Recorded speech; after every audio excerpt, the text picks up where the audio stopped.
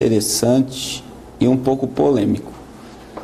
Eu estou fazendo alguns estudos e ouvindo algumas mensagens que têm me deixado muito preocupado, que alguns pregadores são os reformados, né? Eles estão pregando que não existe arrebatamento secreto, que isso é uma invenção de 200 anos para cá. Primeira coisa que nós temos que entender é o que a Bíblia diz. 1 Tessalonicenses 4, 13 a seguir. Olha o que a Bíblia diz. Não quero, porém, irmãos, que sejais ignorantes acerca dos que já dormem, para que não vos entristeçais como os demais, que não têm esperança. Porque se cremos que Jesus morreu e ressuscitou, assim também os que em Jesus dormem, Deus o tornará a trazer com ele. Dizemos-vos, pois, essas palavras do Senhor, que nós, os que ficarmos vivos para a vinda do Senhor, não precederemos os que dormem. Porque o mesmo Senhor descerá do céu, com alarido, com voz de arcanjo, com a trombeta de Deus, e os que morrerem em Cristo ressuscitarão primeiro, depois nós, os que ficarmos vivos, seremos arrebatados, juntamente com eles nas nuvens, ao encontrar o Senhor nos ares. Meus irmãos, nós temos ouvido um pastor, Pastor Paulo Júnior, vai passar a mensagem dele pregando contra, dizendo que não existe o arrebatamento secreto. Essa visão dispensacionalista e pré-tribulacionista, ela é recente. Ela é a predominante hoje no Brasil e no mundo. Essa ideia surgiu de uma mulher chamada Margaret MacDonald. Ela teve uma visão que Jesus arrebataria a igreja secretamente e que depois retornaria. Foi através de uma visão em 1830 que começou-se a ter a ideia de um arrebatamento secreto distinto da volta de Jesus. Quando você olha essa mensagem, entenda, ele está dizendo que o arrebatamento secreto é invenção de uma profetisa chamada Margaret MacDonald. Esta jovem que começou um movimento carismático aonde ela morava, e ela então seria a mãe do arrebatamento secreto. O que eu acho interessante, meus irmãos, é que antes de Margaret começar a falar sobre a vinda de Cristo, existe um pastor chamado Eduardo River, que 3 anos antes de Margaret anunciar que teve uma revelação que a igreja seria tirada da terra, antes da tribulação, 3 anos antes de conhecer Margaret e considerar a religião dela uma seita, esse pastor Eduardo River já anunciava a vinda de Cristo. E o que eu estou falando aqui está lá no Wikipedia, que é um site que tem a biografia dela, e além de falar isso que eu estou falando, o site diz que ela era tribulacionista, que a igreja seria tirada durante a tribulação.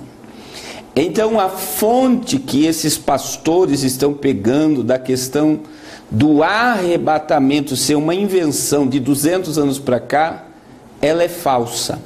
Veja que está na própria biografia dela. Agora vamos entender algumas coisas sobre o arrebatamento da igreja e a questão do que eles falam acerca dos dispensacionalistas. Meus irmãos, e eu quero conclamar aqui, chamar atenção aos pastores pentecostais, pastores assembleianos, que não estão falando nada acerca desse assunto. Isso tem me deixado assustado, Os nossos líderes que nos ensinaram, e aqui não é defendendo uma denominação. Se a pessoa ela é batista, é porque ela gosta da doutrina batista. Se a pessoa é presbiteriana, é porque ela gosta dos ensinamentos presbiterianos. Se a pessoa é assembleiana, ela gosta dos ensinamentos assembleianos. Eu preciso ser eclético e saber entender cada religião. Eu entendo que quando nós falamos sobre a vinda de Jesus, não existe verdade absoluta. Existem verdades paralelas. Então vou te explicar. Por exemplo, o que é a verdade absoluta em toda a Bíblia? Cristo. Cristo é a verdade absoluta. Ele foi o único líder que diz: eu sou o caminho, a verdade e a vida. E conhecereis a verdade, e a verdade vos libertará. O que é verdade paralela? Eu acredito que a igreja é tirada antes da tribulação. Vários pregadores pregam que a igreja será tirada durante a tribulação. São verdades que são paralelas, porque tanto eu creio como os outros pregadores creem que Jesus vai voltar, mas de formas distintas e diferentes. Tenho que respeitar, mas o porquê que eu estou gravando esse vídeo? Meu irmão, eu estou gravando esse vídeo porque vários pastores pentecostais que acreditavam na doutrina do arrebatamento estão dizendo que isso não existe. Então vamos para a Bíblia para entendermos esse assunto. Nós vamos entender esse assunto pela palavra de Deus. Isso é um dos primeiros assuntos que eu quero tratar com vocês hoje, o arrebatamento. Depois eu vou pegar outro vídeo do pastor Paulo Júnior falando do templo de Salomão. Mas vamos para o arrebatamento. Meus irmãos, entenda. A Bíblia, ela fala acerca da vinda de Jesus. E o próprio Cristo diz que a vinda dele será como ladrão, e a vinda dele será como o relâmpago que sai do Oriente e se mostra no Ocidente. O apóstolo Paulo, em 1 Coríntios 15, 52, ele disse que a vinda de Cristo vai ser num momento. A palavra momento no grego ali é fração de segundo, menos que fração de segundo. A trombeta vai soar. E Paulo reafirma o que ele escreve para a igreja de Tessalônica, para a igreja de Corinto. Ele fala que os mortos vão se ressuscitar e os vivos vai se desfazer desse corpo corruptível e vai se revestir de incorruptibilidade, vai se despir desse corpo mortal e vai se revestir de imortalidade. Então a Bíblia fala que a vinda de Cristo ela é repentina. Eu não posso me preparar para a vinda de Cristo, eu tenho que estar pronto para a vinda de Cristo. Então entenda, isso é uma visão bíblica. Entenda que a primeira chaga do Apocalipse, que seria o primeiro juízo sobre a terra, é Apocalipse 6:1. É o primeiro selo do Apocalipse, o primeiro lacre que vai ser quebrado, que é a manifestação do anticristo. É aí que nós temos que entender o que a Bíblia diz. Para mim entender a manifestação do anticristo, eu tenho que entender Daniel, capítulo 9, versículo 24, 25, 26 e 27. O que Daniel explica sobre a profecia das 70 semanas? Daniel fala que 70 semanas está determinado sobre a nação de Israel, para extirpar o pecado, para dar fim à iniquidade, para purificar o santo dos santos. Aí Daniel fala, desde a ordem que foi dada para restaurar Jerusalém, até a morte do ungido na profecia, se cumpriu 69 semanas do calendário profético de Daniel, 69 semanas, que dá exatamente 483 anos. Quando o pastor começou a se cronometrar as 70 semanas? 70 semanas começou a se cronometrar quando Artaxerxes libera Neemias para tapar as brechas do muro de Jerusalém. Quando as 70 semanas parou de ser cronometrada? Na 69ª, quando o Messias morreu. Quando Jesus morreu, se cumpre 483 anos proféticos. Da morte de Jesus, veja que o texto de Daniel 9, 26 e 27 fala de um príncipe que há de vir. Esse príncipe que há de vir, ele vai, olha o que ele vai fazer. Ele vai fazer um pacto com muitos por uma semana e na metade da semana ele vai quebrar o pacto e vai profanar o templo em Jerusalém, porque ele vai proibir as ofertas no templo e vai destruir a cidade. Então a desolação vai ser tomada até que o fim que está determinado para ele seja derramado.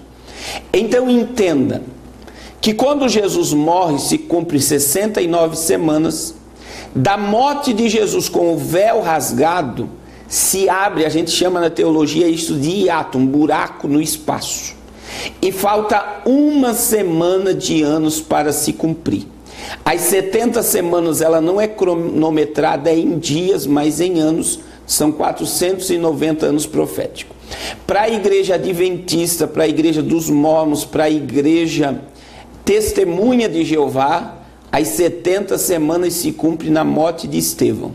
Mas quando Estevão morreu, o príncipe que fará aliança com muitos por uma semana não se manifestou. Então a profecia não se cumpriu. Quem é esse príncipe que Daniel fala na profecia? É o anticristo. Então entenda, o anticristo, ele se manifesta para cumprir esta última semana. Então quanto tempo será o governo do anticristo? Esse líder global que vai unificar as religiões, a moeda e vai unificar o governo. O anticristo terá um governo na terra de 7 anos, dividido em duas partes, 1260 dias de uma falsa paz e 1260 dias de uma grande tribulação. Agora, vamos lá. Esse vídeo do nosso querido Paulo Júnior, que eu considero um grande pregador, ele fala sobre 2 Tessalonicenses. Meu irmão, o texto de 2 Tessalonicenses, Paulo está falando sobre o anticristo. E ele fala sobre uma perseguição ferrenha contra a igreja e sobre uma apostasia de níveis absurdos. E ele diz então que a igreja entrará em juízo pela manifestação do anticristo, vai ser ela perseguida. Então eu tenho que entender todo o contexto de 2 Tessalonicenses capítulo 2. E muita gente está se firmando somente no versículo de número 3 do que ele falou sobre a apostasia. Olha o que está lá. 2 Tessalonicenses 2:3. Ninguém de maneira alguma vos engane, porque não será assim sem que antes venha a apostasia e se manifeste o homem do pecado, filho da perdição. Olha só. Agora, olha o que diz o verso 7 e o verso 8, para você entender. Porque eu preciso entender na minha mente o que é que vai cronometrar o início dessa última semana. Um evento precisa acontecer para a última semana começar a ser cronometrada. Deus, ele é perfeito em tudo. Aí olha o que Paulo escreve em 2 Tessalonicenses 2, versículos 7 e 8. Paulo fala, porque já o ministério da injustiça opera, somente há um que agora resiste até que do meio seja tirado. Então, existe o ministério da injustiça operando no mundo, só que Paulo está falando aqui de uma força que resiste à entrada do iníquo. Quem é que resiste à entrada do anticristo na terra? Me fale. É o Espírito Santo e a igreja. Agora, olha o que Paulo fala no verso de número 8. E então, quer dizer, após esse que resiste for tirado, então, olha o que está escrito, será revelado o iníquo. Somente após aquele que resiste à entrada dele for tirado, o iníquo é revelado. E olha o que vai acontecer. A quem o Senhor desfará pelo assopro da sua boca e aniquilará pelo esplendor da sua vinda. Então eu tenho que entender, meu irmão, aqui Paulo está relatando o arrebatamento e a vinda de Cristo no vale, na guerra do Armagedon, no Megido. Por quê? Porque ele fala que aquele que resiste à entrada do iníquo vai ser tirado, que é o Espírito Santo e a igreja. Após a igreja for tirada, o anticristo se manifestará, e Paulo já está decretando o final do anticristo, a qual na segunda fase da segunda vinda de Cristo, Jesus vai descer na guerra do Armagedon, e o anticristo vai ser exterminado, vai ser lançado no lago de fogo pelo poder do reino de Cristo que ele virá implantar. Então eu tenho que entender, meu irmão, entenda, se a igreja entrar em juízo, a primeira chaga do juízo, que dará início à última semana que Daniel profetizou, é a manifestação do anticristo. Existe uma sequência, e aí também, com todo o cuidado e com todo o respeito que eu tenho ao reverendo Hernandes Dias Lopes, que está falando que os selos já foram abertos, que as trombetas já foram tocadas. Nenhum selo foi aberto, nenhuma trombeta foi tocada, nenhuma taça foi derramada. Os selos, as trombetas e as taças estão reservados ao juízo.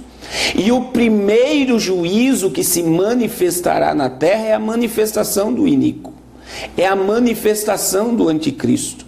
Então veja que a Bíblia deixa muito claro que para o anticristo começar o seu governo de 7 anos, a igreja será tirada daqui. Então o arrebatamento da igreja não é uma invenção de Margaret MacDonald. O arrebatamento da igreja está escrito na Bíblia. Eu li para você 1 Tessalonicenses capítulo 4.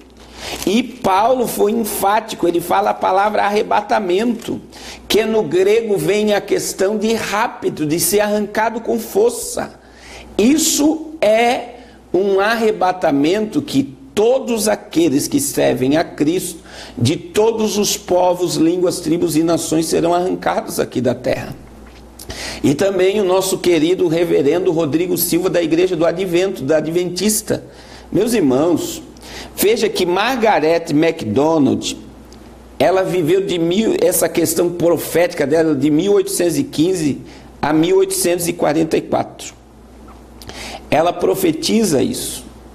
E eu acho interessante que o nosso querido Rodrigo Silva também está ensinando que não existe arrebatamento secreto.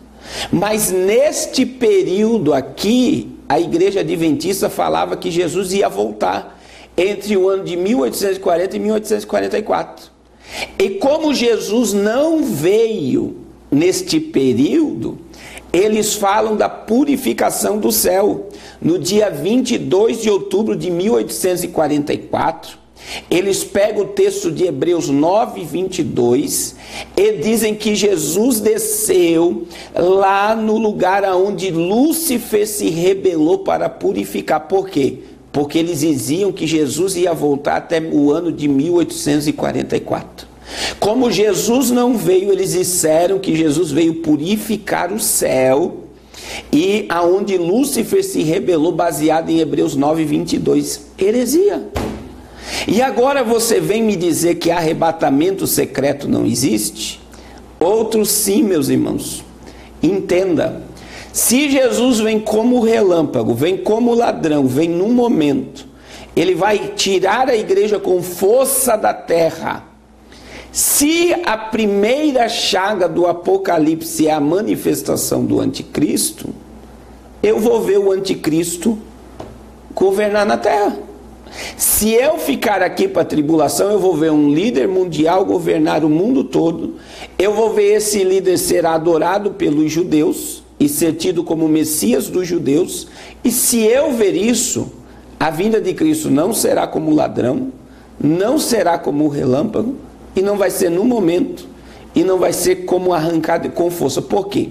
Porque se eu ver o anticristo governar o mundo agora, eu vou andar de joelho. E cai por terra todas essas doutrinas bíblicas, meus irmãos. E eu acho interessante, vamos entrelaçar os assuntos, e eu gostaria agora que você visse esse vídeo do pastor Paulo Júnior falando do Templo de Salomão. E eu vou postar para vocês as imagens que existem dos objetos prontos para o novo templo. Veja aí esse vídeo do pastor Paulo Júnior falando do templo. Então eu não posso crer que essa profecia de Tessalonicenses seja o templo literal e seja em Jerusalém. Por quê? Porque em Efésios 2, 13, se eu não me engano, diz, deixa eu ver, Efésios 2,14 diz que ele destruiu o muro, a barreira de separação que existia entre os dois povos, judeus e gentios. E entre os dois fez um. Então Deus não tem nenhuma intenção de reconstruir templo. Reconstruir templo significa voltar para a velha aliança. Não tem nenhum propósito nisso. Então, não seria a vontade de Deus. O que é esse templo? A palavra templo aqui no grego é naos. Naos. Essa palavra significa santuário. E ela é dirigida à igreja. Meus irmãos, entenda, ele está dizendo que o templo que o anticristo vai governar, esse templo ele está dizendo que é a igreja. Mas olha o que Paulo disse em 2 Tessalonicenses 2,4. Olha o que Paulo ensina aqui, meu irmão. 2 Tessalonicenses, capítulo 2, versículo de número 4. Ele fala que o anticristo se manifestará dentro desse quadro de apostasia. E a Bíblia diz: o qual se opõe e se levanta contra tudo que se chama Deus ou se adora, de sorte que se assentará como Deus no templo de Deus, querendo parecer Deus. A Bíblia está deixando claro aqui que o anticristo vai sentar no novo templo de Salomão, que está para ser erguido. A Bíblia deixa claro em Daniel 9:27 que o anticristo vai fazer aliança com muitos por uma semana. E a Bíblia deixa muito clara que o anticristo vai quebrar o pacto com Israel e vai profanar o quê? O templo. O que o anticristo vai profanar é o templo de Salomão. Então entenda, eu vou ler aqui para você 9:27. Ele, o príncipe que há de vir, que é o anticristo, firmará um concerto com muitos por uma semana, 7 anos. Na metade da semana fará cessar o sacrifício, a oferta de manjar, tudo isso no templo, meu irmão. E sobre as asas da abominação virá o assolador, isto até que a consumação, e o que está determinado será derramado sobre ele, o assolador. Meu irmão, um dos maiores cenários proféticos de todo o tempo se arma diante dos nossos olhos, depois do dia 6 de dezembro, que Donald Trump coloca Jerusalém como capital indivisível de Israel. E vocês viram que após ele ganhar para presidente, ele foi lá e colocou a mão no muro das lamentações. Meus irmãos, o maior sonho de um judeu é ver aquele templo erguido. Porque o Donald Trump trouxe a bênção de Deus sobre os Estados Unidos. Isso a mídia não divulga. Presidente Donald Trump bateu mais de 40 vezes recorde na Bolsa de Valor americana. A inflação nos Estados Unidos, estão querendo aumentar a inflação para barrar um pouco do crescimento, de tanto que a América está crescendo.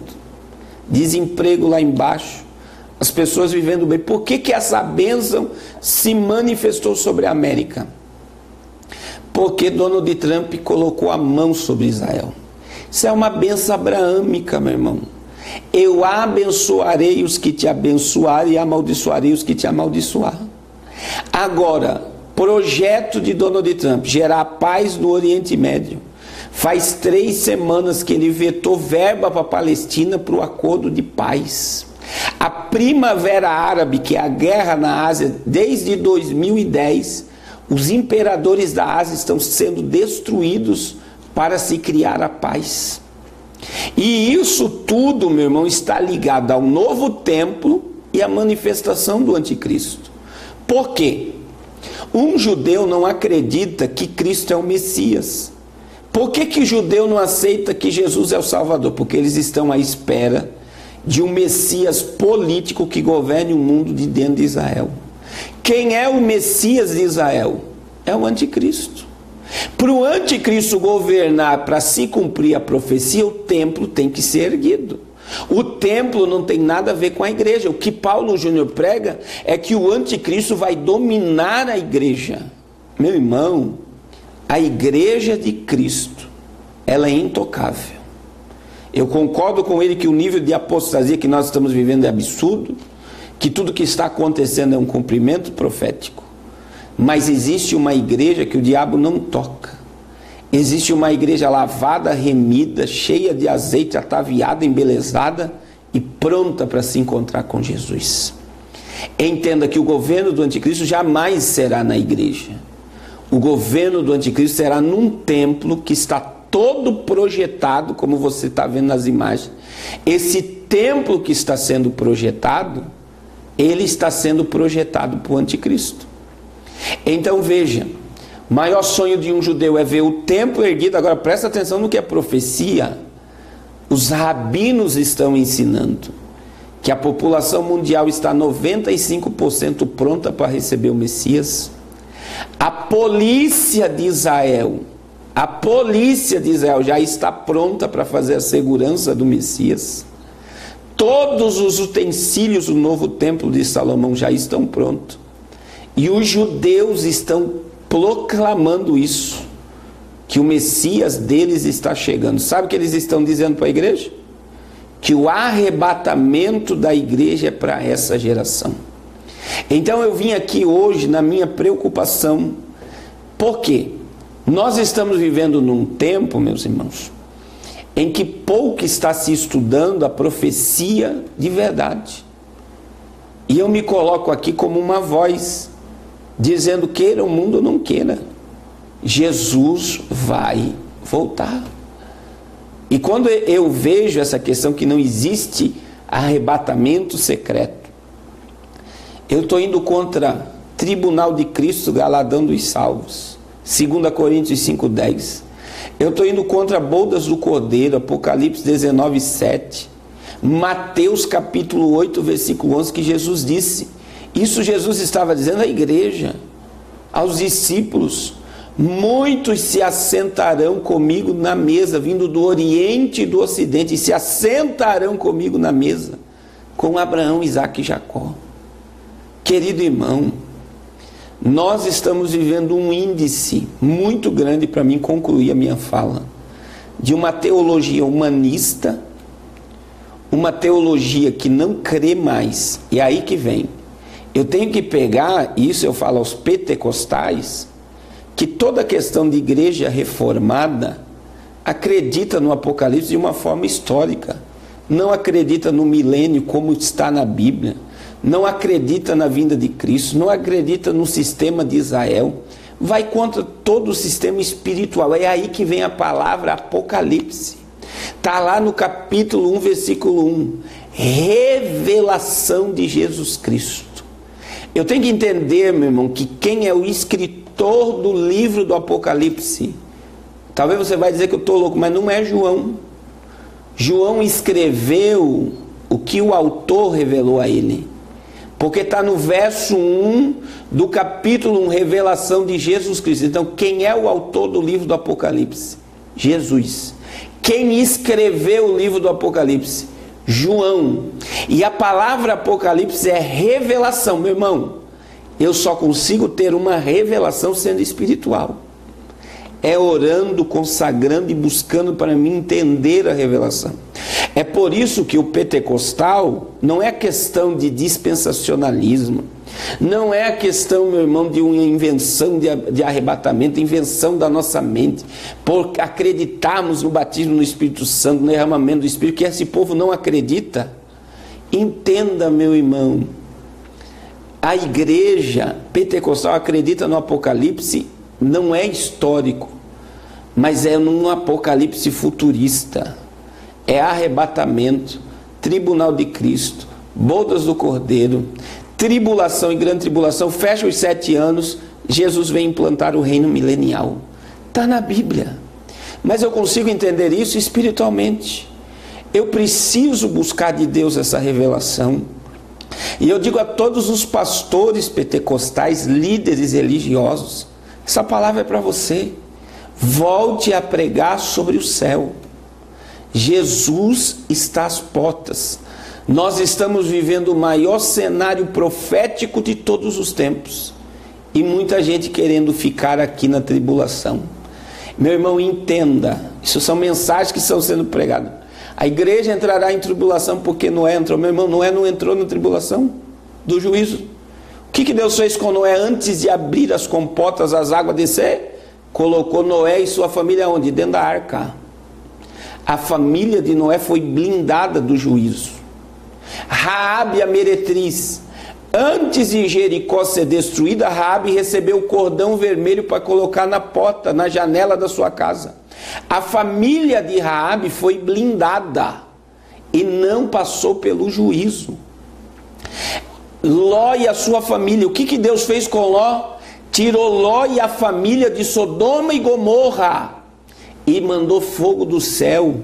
Então, enquanto Ló estivesse em Sodoma e Gomorra, o fogo não descia, o juízo não descia.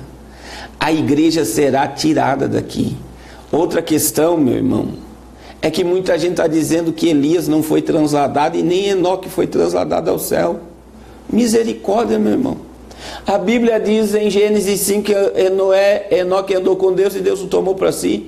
A Bíblia diz em 2 Reis capítulo 2, últimos versos, que um carro de fogo separou Elias e Eliseu e um redemoinho levou Elias para o céu. Aí mas carne e sangue não entra no reino de Deus. Meu irmão, Elias e Enoque foram levados ao céu. Entenda isso, Elias e Enoque foram levados ao céu. Prova, pastor, Elias veio conversar com Jesus no Monte da Transfiguração. Aí Moisés, último capítulo de Deuteronômio 34, Moisés morre. Deus sepulta Moisés e ninguém viu mais o corpo de Moisés. Judas, versículo 9. A Bíblia diz que Miguel desceu na terra para pegar o corpo de Moisés. Miguel desceu na terra para pegar o corpo de Moisés. Por quê? Para o corpo de Moisés não estar na terra, para não ser um ícone de idolatria. Aí quem é que vem conversar com Jesus em Mateus 17? Aquilo aí não foi uma visão. Jesus se transfigurou para falar com eles. E estava ali Moisés representando a lei, Elias representando o profeta e Cristo. O cumprimento da lei dos profetas. Veja que Pedro reconhece Moisés e Elias e diz: Senhor, vamos fazer um tabernáculo, um para o Senhor, um para Moisés e um para Elias, porque bom é estar nesse lugar. O corpo deles não está mais na terra. Assim como Moisés ressuscitou, entendo o que eu vou te falar. Como para concluir aqui a passagem de 1 Tessalonicenses 4:13 a seguir. Quando Jesus vier sobre as nuvens, os que morreram em Cristo vão ressuscitar. E depois nós, os vivos, seremos arrebatados como Elias e Enoque. E nós vamos ver Jesus como Ele é. Fique com essa palavra. Guarde essa palavra no seu coração. Compartilhe esse vídeo. Porque arrebatamento secreto não é uma invenção de Margaret MacDonald. Arrebatamento secreto está na Bíblia.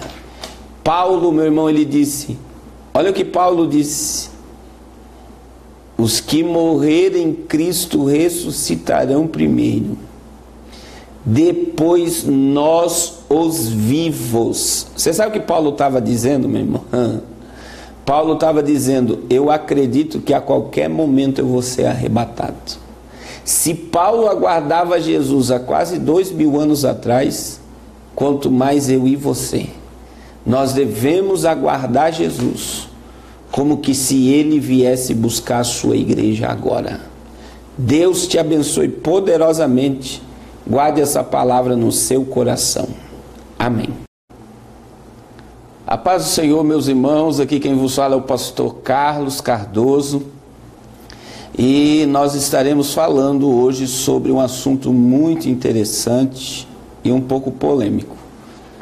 Eu estou fazendo alguns estudos e ouvindo algumas mensagens que têm me deixado muito preocupado.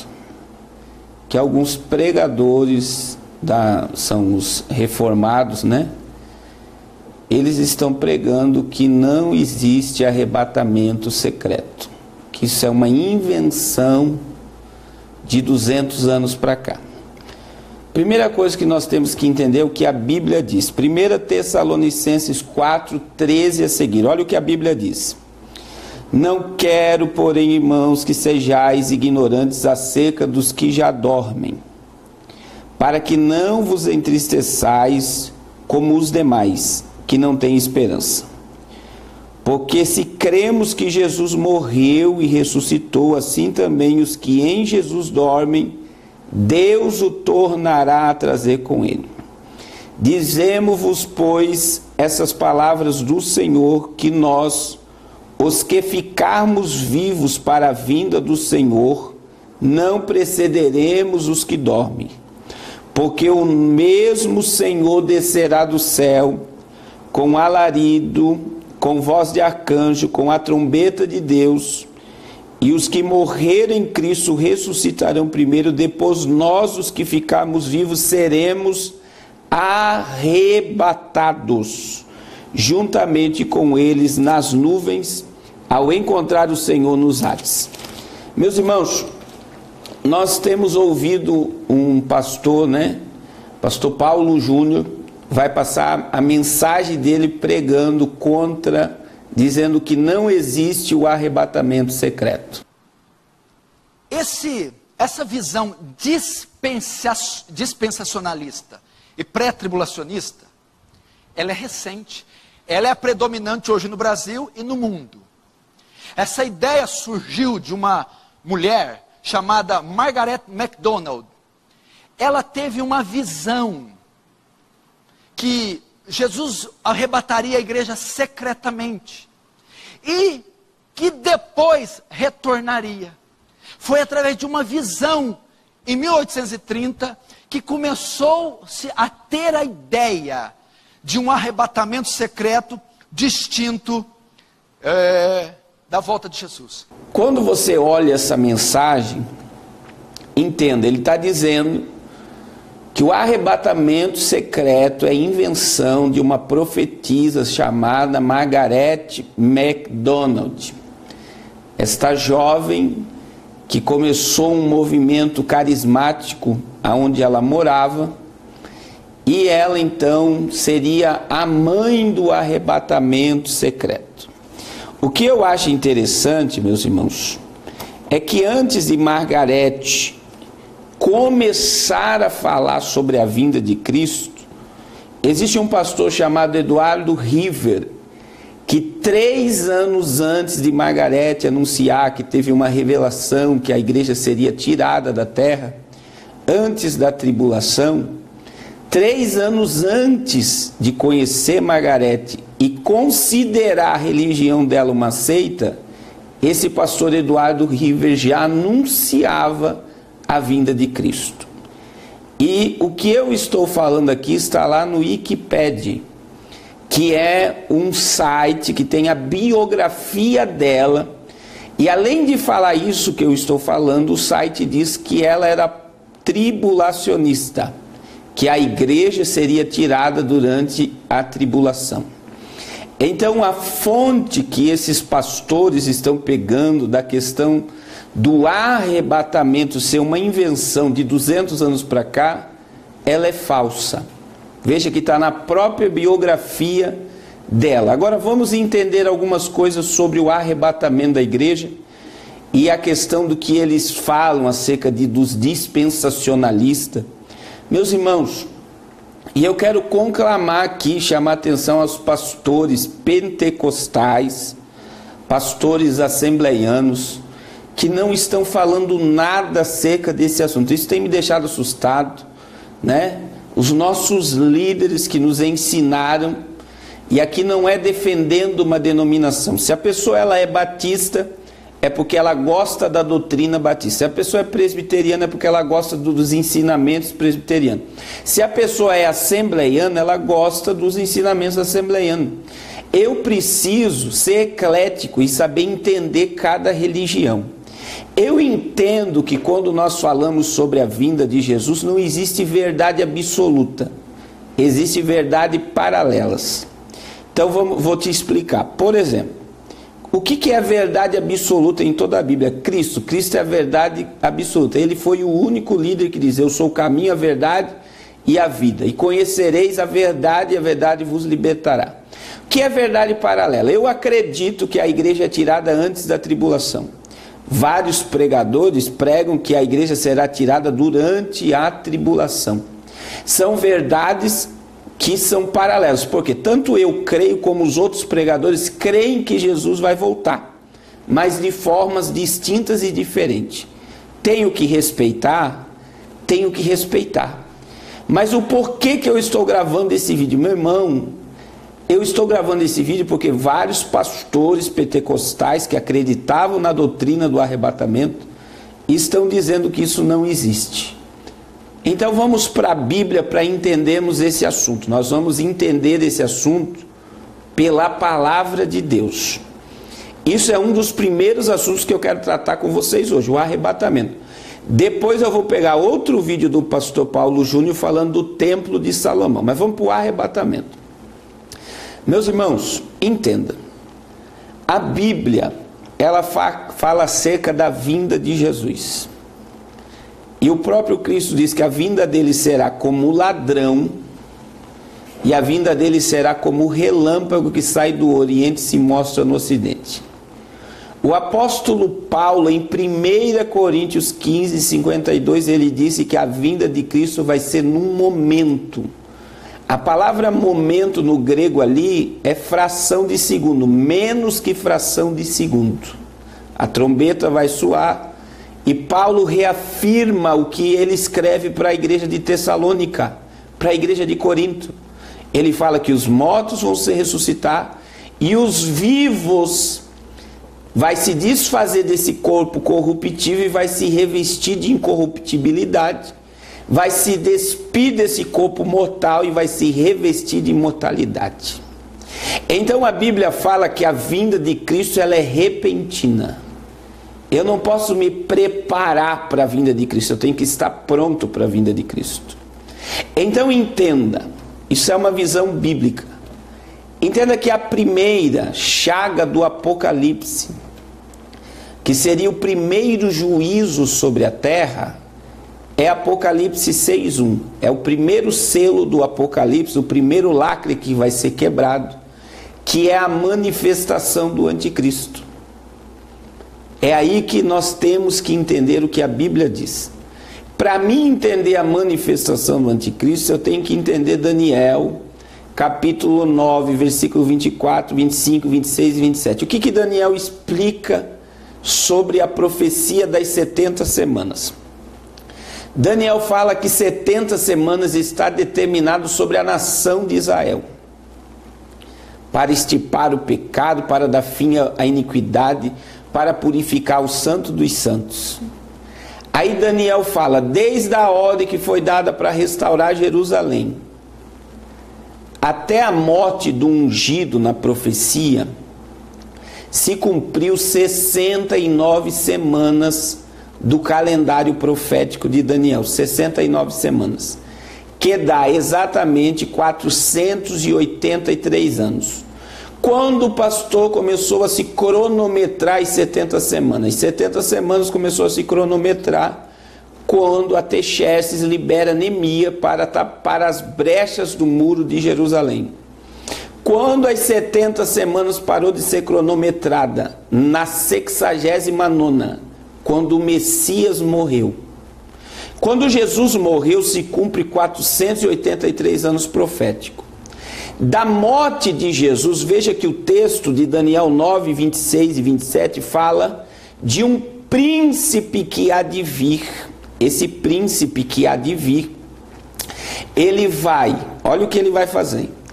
Ele vai fazer um pacto com muitos por uma semana, e na metade da semana ele vai quebrar o pacto e vai profanar o templo em Jerusalém, porque ele vai proibir as ofertas no templo e vai destruir a cidade. Então a desolação vai ser tomada até que o fim que está determinado para ele seja derramado. Então entenda que quando Jesus morre, se cumpre 69 semanas, Da morte de Jesus com o véu rasgado, se abre, a gente chama na teologia isso de hiato, um buraco no espaço. E falta uma semana de anos para se cumprir. As 70 semanas, ela não é cronometrada em dias, mas em anos, são 490 anos proféticos. Para a igreja adventista, para a igreja dos mormons, para a igreja testemunha de Jeová, as 70 semanas se cumprem na morte de Estevão.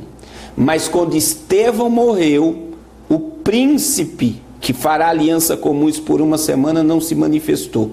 Então a profecia não se cumpriu. Quem é esse príncipe que Daniel fala na profecia? É o anticristo. Então entenda, o anticristo, ele se manifesta para cumprir esta última semana. Então quanto tempo será o governo do anticristo? Esse líder global que vai unificar as religiões, a moeda e vai unificar o governo. O anticristo terá um governo na terra de 7 anos, dividido em duas partes, 1260 dias de uma falsa paz e 1260 dias de uma grande tribulação. Agora, vamos lá. Esse vídeo do nosso querido Paulo Júnior, que eu considero um grande pregador, ele fala sobre 2 Tessalonicenses. Meu irmão, o texto de 2 Tessalonicenses, Paulo está falando sobre o anticristo. E ele fala sobre uma perseguição ferrenha contra a igreja e sobre uma apostasia de níveis absurdos. E ele diz então que a igreja entrará em juízo pela manifestação do anticristo, vai ser ela perseguida. Então eu tenho que entender todo o contexto de 2 Tessalonicenses capítulo 2. E muita gente está se firmando somente no versículo de número 3 do que ele falou sobre apostasia. Olha o que está lá. 2 Tessalonicenses 2:3. Ninguém de maneira alguma vos engane, porque não será assim sem que antes venha a apostasia e se manifeste o homem do pecado, filho da perdição.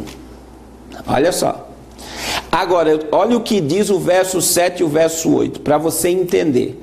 Porque eu preciso entender na minha mente o que é que vai cronometrar o início dessa última semana. Um evento precisa acontecer para a última semana começar a ser cronometrada. Deus, ele é perfeito em tudo. Aí olha o que Paulo escreve em 2 Tessalonicenses 2, versículos 7 e 8. Paulo fala, porque já o ministério da injustiça opera, somente há um que agora resiste até que do meio seja tirado. Então, existe o ministério da injustiça operando no mundo, só que Paulo está falando aqui de uma força que resiste à entrada do iníquo. Quem é que resiste à entrada do anticristo na terra? Me fale. É o Espírito Santo e a igreja. Agora, olha o que Paulo fala no verso de número 8. E então, quer dizer, após esse que resiste for tirado, então, olha o que está escrito, será revelado o iníquo. Somente após aquele que resiste à entrada dele for tirado, o iníquo é revelado. E olha o que vai acontecer. A quem o Senhor desfará pelo assopro da sua boca e aniquilará pelo esplendor da sua vinda. Então eu tenho que entender, meu irmão, aqui Paulo está relatando o arrebatamento e a vinda de Cristo no vale, na guerra do Armagedon, no Megido. Por quê? Porque ele fala que aquele que resiste à entrada do iníquo vai ser tirado, que é o Espírito Santo e a igreja. Após a igreja for tirada, o anticristo se manifestará e Paulo já está decretando o final do anticristo, a qual na segunda fase da segunda vinda de Cristo, Jesus vai descer na guerra do Armagedon e o anticristo vai ser exterminado, vai ser lançado no lago de fogo pelo poder do reino de Cristo que ele virá implantar. Então eu tenho que entender, meu irmão, entenda. Se a igreja entrar em juízo, a primeira chaga do juízo, que dará início à última semana que Daniel profetizou, é a manifestação do anticristo. existe uma sequência. E aí também, com todo o cuidado e com todo o respeito que eu tenho ao reverendo Hernandes Dias Lopes, que está falando que os selos já foram abertos, que as trombetas já foram tocadas. Nenhum selo foi aberto, nenhuma trombeta foi tocada, nenhuma taça foi derramada. Os selos, as trombetas e as taças estão reservados ao juízo. E o primeiro juízo que se manifestará na terra é a manifestação do iníquo. É a manifestação do anticristo. Então veja que a Bíblia deixa muito claro que para o anticristo começar o seu governo de 7 anos, a igreja será tirada daqui. Então o arrebatamento da igreja não é uma invenção de Margaret MacDonald. O arrebatamento da igreja está escrito na Bíblia. Eu li para você 1 Tessalonicenses capítulo 4. E Paulo foi enfático, ele fala a palavra arrebatamento, que no grego vem a questão de rápido, de ser arrancado com força. Isso é um arrebatamento que todos aqueles que servem a Cristo, de todos os povos, línguas, tribos e nações serão arrancados aqui da terra. E também o nosso querido reverendo Rodrigo Silva, da Igreja do Advento, da Adventista. Meus irmãos, veja que Margaret MacDonald, ela viveu essa questão profética dela de 1815 a 1844. Ela profetiza isso. E eu acho interessante que o nosso querido Rodrigo Silva também está ensinando que não existe arrebatamento secreto. Mas neste período aqui, a Igreja Adventista falava que Jesus ia voltar entre o ano de 1840 e 1844. E como Jesus não veio neste período, eles falam da purificação do céu. No dia 22 de outubro de 1844, eles pegam o texto de Hebreus 9, 22 e dizem que Jesus desceu lá no lugar onde Lúcifer se rebelou para purificar. Por quê? Porque eles diziam que Jesus ia voltar até o ano de 1844. Como Jesus não veio, eles disseram que Jesus veio purificar o céu, e aonde Lúcifer se rebelou, baseado em Hebreus 9, 22. Heresia.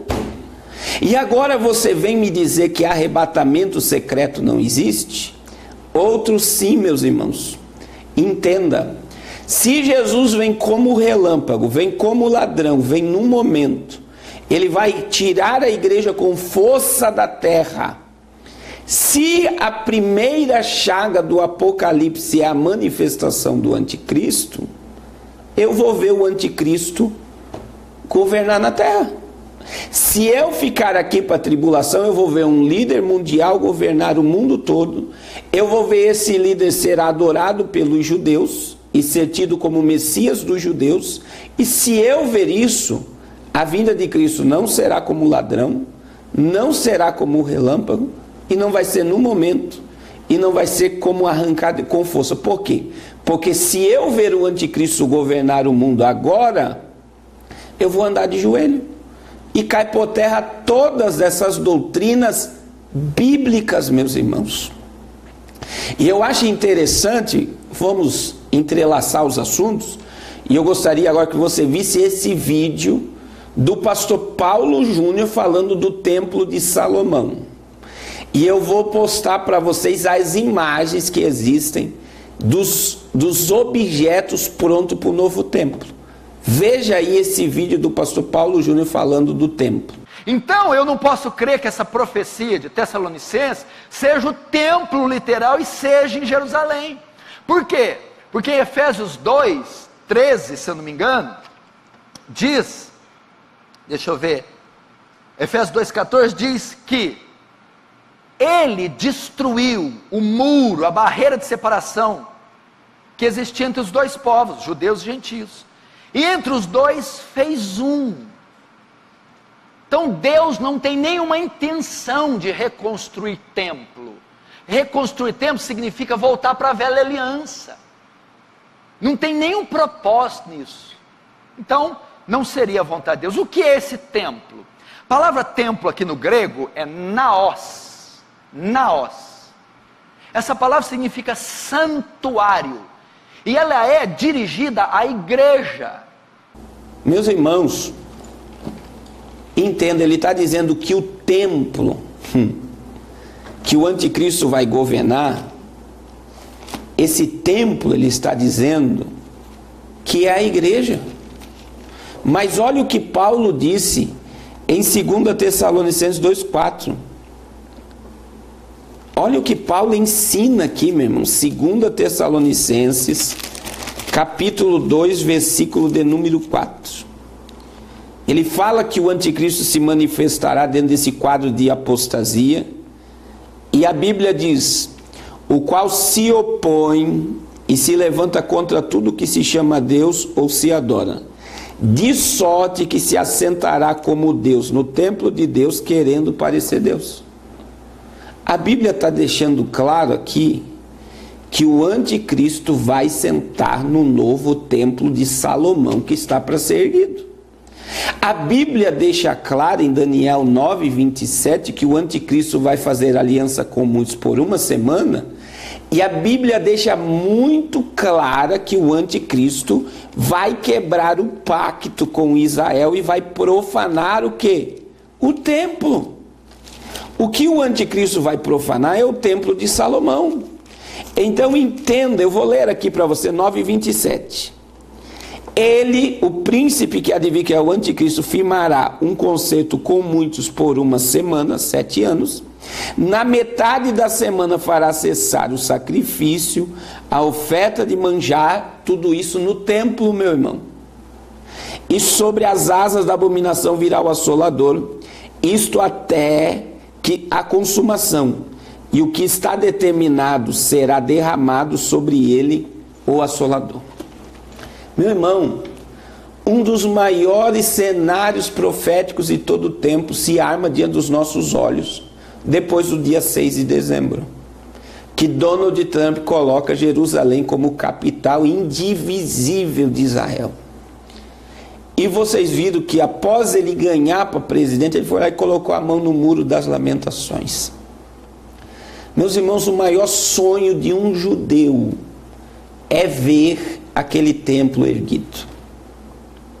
Porque o Donald Trump trouxe a bênção de Deus sobre os Estados Unidos. Isso a mídia não divulga. Presidente Donald Trump bateu mais de 40 vezes recorde na Bolsa de Valor americana. A inflação nos Estados Unidos, estão querendo aumentar a inflação para barrar um pouco do crescimento, de tanto que a América está crescendo. Desemprego lá embaixo, as pessoas vivendo bem. Por que essa bênção se manifestou sobre a América? Porque Donald Trump colocou a mão sobre Israel. Isso é uma bênção abraâmica, meu irmão. Eu abençoarei os que te abençoarem e amaldiçoarei os que te amaldiçoar. Agora, projeto de Donald Trump, gerar paz no Oriente Médio. Faz 3 semanas que ele vetou verba para a Palestina para o acordo de paz. A Primavera Árabe, que é a guerra na Ásia, desde 2010, os imperadores da Ásia estão sendo destruídos para se criar a paz. E isso tudo, meu irmão, está ligado ao novo templo e à manifestação do anticristo. Por quê? Um judeu não acredita que Cristo é o Messias.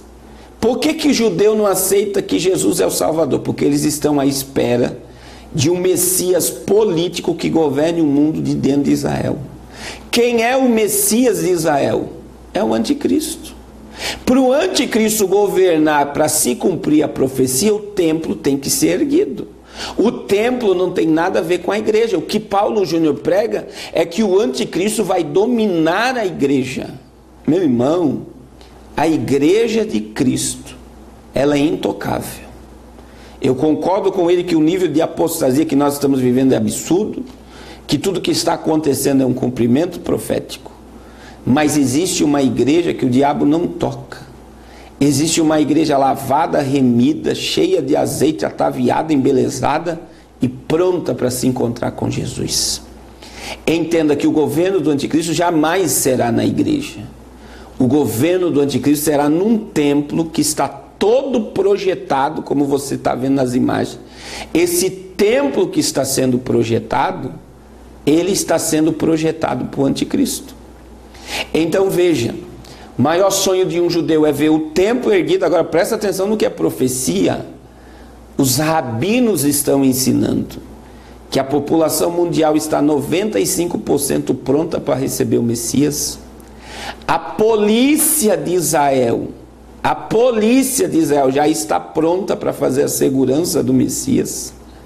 Todos os utensílios do novo templo de Salomão já estão prontos.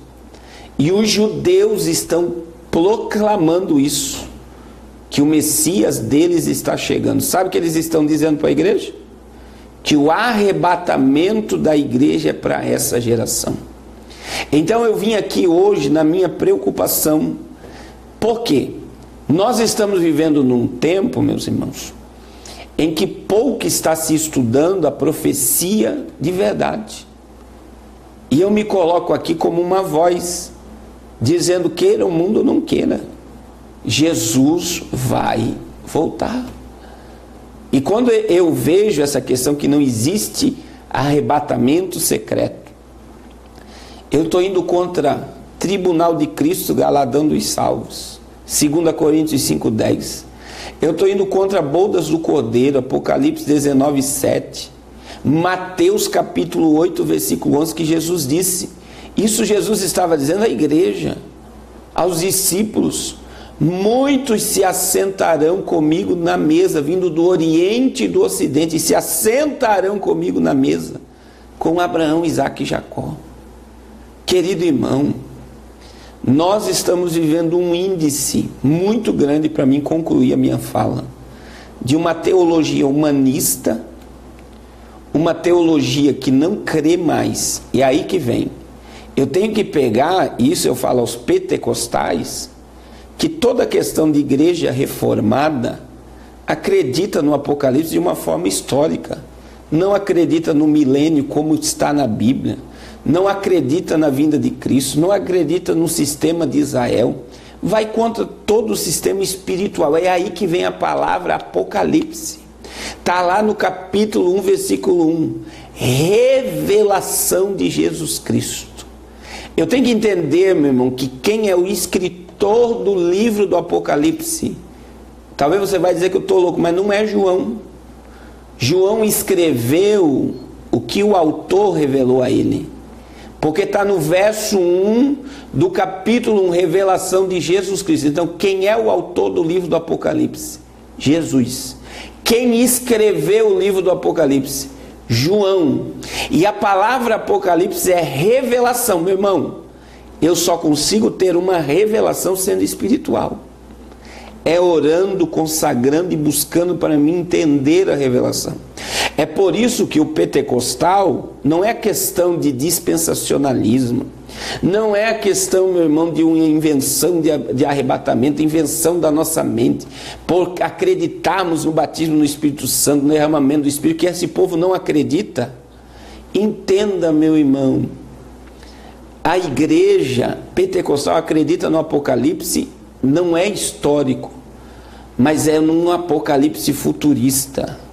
É arrebatamento, tribunal de Cristo, bodas do Cordeiro, tribulação e grande tribulação, fecha os 7 anos, Jesus vem implantar o reino milenial. Está na Bíblia. Mas eu consigo entender isso espiritualmente. Eu preciso buscar de Deus essa revelação. E eu digo a todos os pastores pentecostais, líderes religiosos, essa palavra é para você. Volte a pregar sobre o céu. Jesus está às portas. Nós estamos vivendo o maior cenário profético de todos os tempos. E muita gente querendo ficar aqui na tribulação. Meu irmão, entenda. Isso são mensagens que estão sendo pregadas. A igreja entrará em tribulação porque Noé entrou. Meu irmão, Noé não entrou na tribulação do juízo. O que Deus fez com Noé antes de abrir as comportas, as águas descer? Colocou Noé e sua família onde? Dentro da arca. A família de Noé foi blindada do juízo. Raabe, a meretriz, antes de Jericó ser destruída, Raabe recebeu o cordão vermelho para colocar na porta, na janela da sua casa. A família de Raabe foi blindada e não passou pelo juízo. Ló e a sua família, o que Deus fez com Ló? Tirou Ló e a família de Sodoma e Gomorra e mandou fogo do céu. Então, enquanto Ló estivesse em Sodoma e Gomorra, o fogo não descia, o juízo não descia. A igreja será tirada daqui. Outra questão, meu irmão, é que muita gente está dizendo que Elias não foi transladado e nem Enoque foi transladado ao céu. Misericórdia, meu irmão. A Bíblia diz em Gênesis 5 que Enoque andou com Deus e Deus o tomou para si. A Bíblia diz em 2 Reis capítulo 2, últimos versos, que um carro de fogo separou Elias e Eliseu e um redemoinho levou Elias para o céu. Aí mas carne e sangue não entra no reino de Deus. Meu irmão, Elias e Enoque foram levados ao céu. Entenda isso, Elias e Enoque foram levados ao céu. Prova, pastor, Elias veio conversar com Jesus no Monte da Transfiguração. Aí Moisés, último capítulo de Deuteronômio 34, Moisés morre. Deus sepulta Moisés e ninguém viu mais o corpo de Moisés. Judas, versículo 9, a Bíblia diz que Miguel desceu na terra para pegar o corpo de Moisés. Miguel desceu na terra para pegar o corpo de Moisés. Por quê?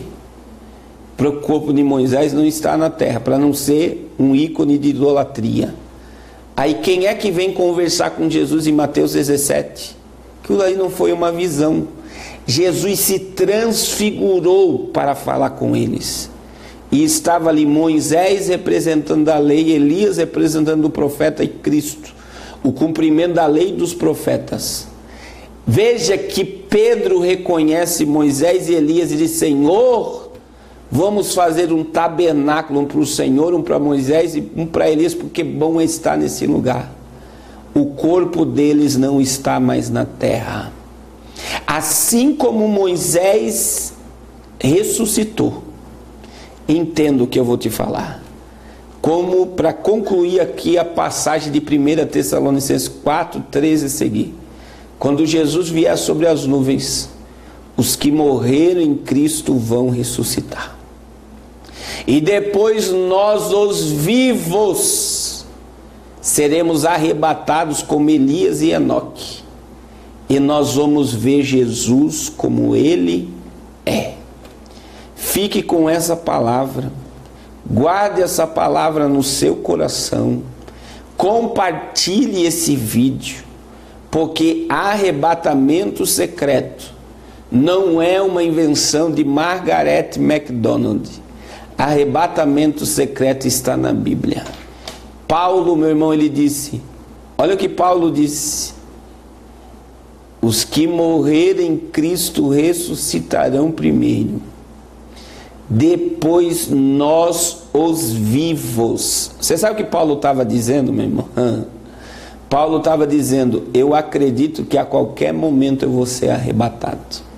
Se Paulo aguardava Jesus há quase 2000 anos atrás, quanto mais eu e você. Nós devemos aguardar Jesus, como que se Ele viesse buscar a sua igreja agora. Deus te abençoe poderosamente.